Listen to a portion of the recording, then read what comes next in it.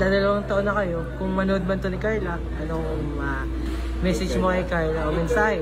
Mensahe ko, thank you very much sa sa effort, sa understanding.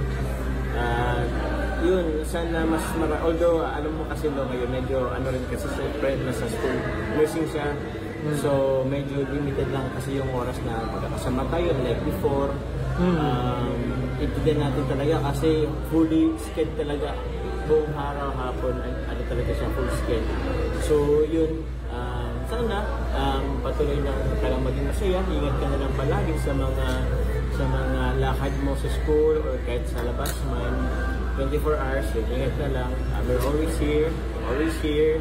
Yan, grabe. Basta yun na yun. Nahihingit ako Nahihingit ako. Wala lang, si Tri patuloy pa rin. Limited nga lang kasi syempre may UTI. Pero andun pa rin yung thank you, basta thank you for the sa lahat-lahat. Overall, maraming salamat. So, syempre, love you! Para naman sila, kinikilig sila.